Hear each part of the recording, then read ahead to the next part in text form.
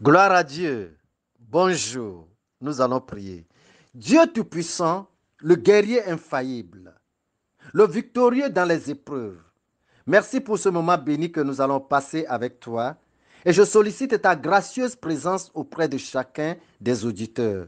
Bénis assez bien tout un chacun. Merci infiniment, Seigneur. Au nom de Jésus, j'ai prié. Amen. L'épreuve de la foi précieuse.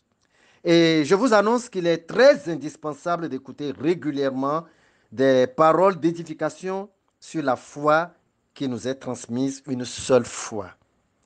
Et c'est le seul moyen de la réchauffer, de la maintenir vivante et stable. C'est ce qui me conduit aujourd'hui à m'entretenir avec vous sur la tentation de la foi ou sur, s'il vous plaît, la tentation ou les épreuves de la foi qui peuvent arriver, lui arriver par moment. Gloire à Dieu. J'ai déjà ouvert ma Bible sur Jacques chapitre 1 pour vous lire les versets 1, 2 et 3. Jacques chapitre 1, verset 1. Jacques, serviteur de Dieu et du Seigneur Jésus-Christ, aux 12 tribus qui sont dans la dispersion. Salut, c'est-à-dire à tout le monde. À tout le monde. Verset 2. Mes frères, regardez comme un sujet de joie complète les diverses épreuves auxquelles vous pouvez être exposés. Verset 3. Sachant que l'épreuve de votre foi produit la patience. Allons jusqu'au verset 12. Verset 12. Verset 12. Heureux l'homme qui supporte patiemment la tentation, car après avoir été éprouvé, il recevra la couronne de vie que le Seigneur a promise à ceux qui l'aiment. Alléluia. L'apôtre Jacques ici regarde comme aussi important de passer par des épreuves. Parce que même toute notre maturité en dépend. Maturité spirituelle, maturité physique, maturité à tous égards, tout ça là, ça en dépend. Donc, nous parlons de la tentation ou bien des épreuves de la foi aujourd'hui. Et c'est pour vous dire que la foi est le domaine spirituel le plus important de nous-mêmes. Sa bonne stabilité contrôle et puis maîtrise les autres domaines. À quoi est-ce que je compare la foi? La foi, je la compare à notre colonne vertébrale. Si la colonne vertébrale a des problèmes, nous aurons pas mal de problèmes à nous tenir debout, n'est-ce pas? Bien. Donc, s'il y a quelque chose que le chrétien doit jalousement protéger, jalousement défendre et préserver, c'est la foi précieuse qui nous a été transmise une foi de bon. Lorsque vous laissez votre foi sombrer, ou bien vous laissez votre foi faire naufrage devant une situation quelconque, vous serez désormais dans la vie spirituelle comme un corps sans squelette.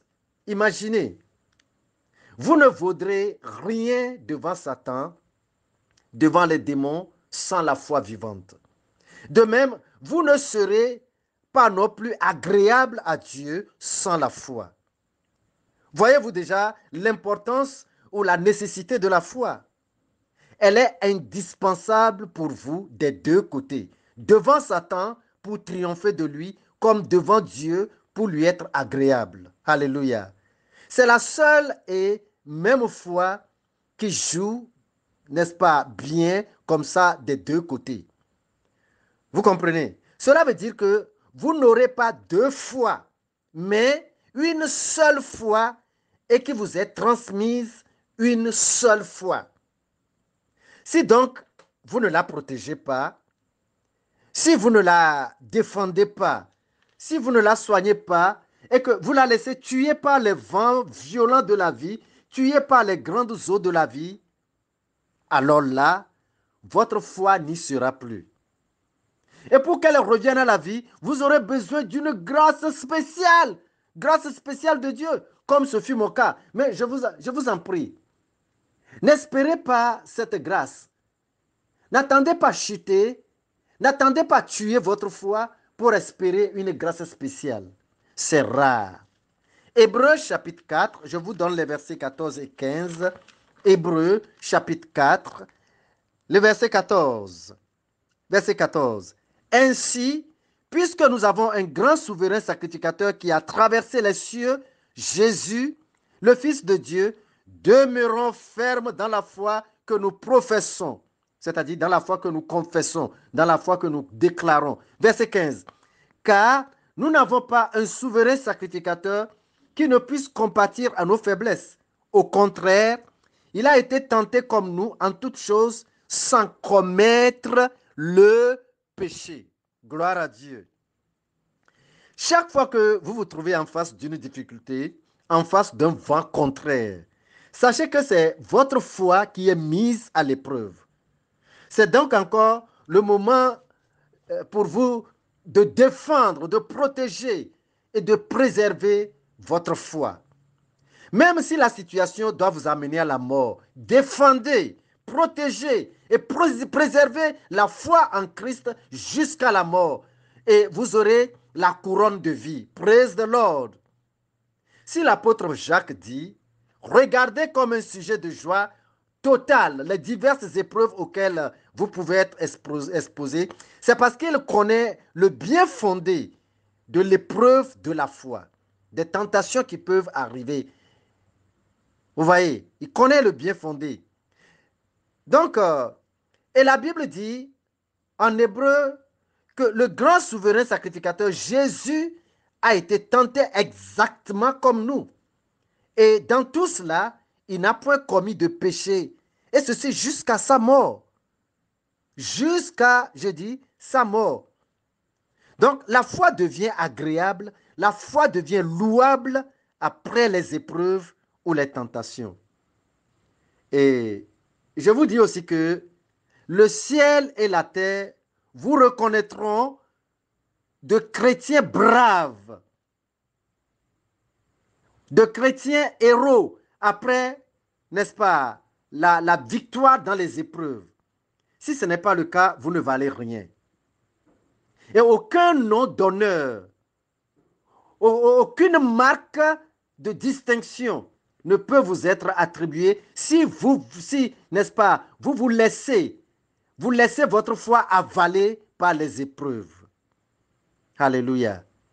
Vous n'êtes alors absolument rien, ni aux yeux des hommes, ni en face du diable, et rien non plus en face de Dieu. Vous ne valez donc même pas le nom chrétien ou enfant de Dieu.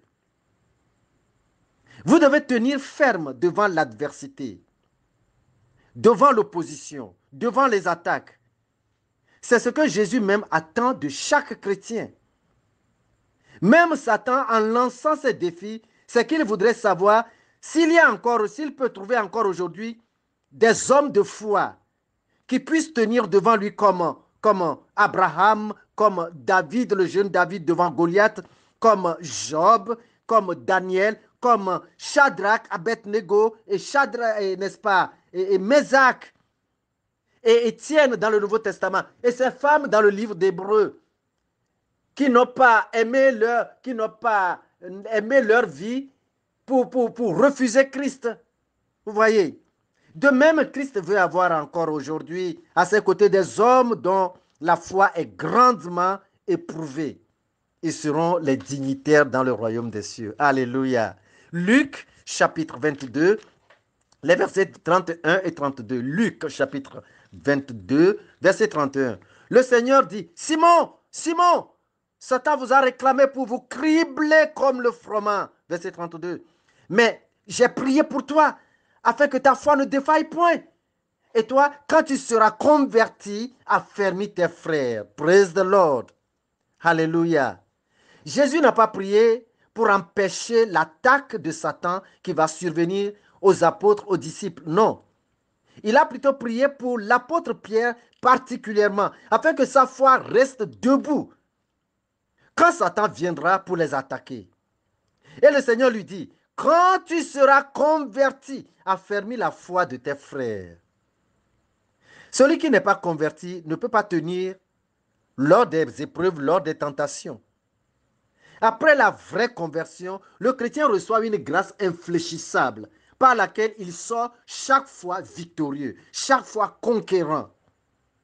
C'est pour cela que la conversion est très utile pour les victoires que vous prévoyez, pour les victoires que vous espérez. Je suis aussi concerné par le message de Dieu. Alors je demande au Seigneur de nous donner la grâce qui nous introduit dans la vraie conversion et aussi la grâce, n'est-ce pas, et la force de pouvoir tenir ferme devant les diverses épreuves jusqu'à la mort au nom de Jésus-Christ. Alléluia. Qu'as-tu appris avant de venir à Christ? T'a-t-on pas dit qu'avec lui c'est la croix? Qu'as-tu compris avant de le choisir? Ce chemin dur est finalement glorieux.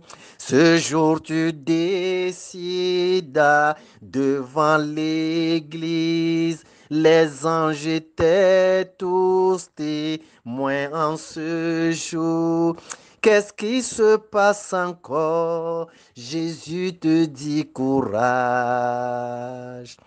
N'abandonne pas, ne retourne pas. Prends courage, relève-toi, n'abandonne pas. Jésus te soutient. Il t'abandonne pas. Prends courage, relève-toi. N'abandonne pas. Gloire à Dieu. Que Dieu vous bénisse. Partagez ce petit message de vie avec vos amis, vos parents et avec toutes vos connaissances. Mon nom est Séraphin Kofi Zozo. Plus 228 90 09 16 82. À bientôt par la grâce de Dieu. Amen.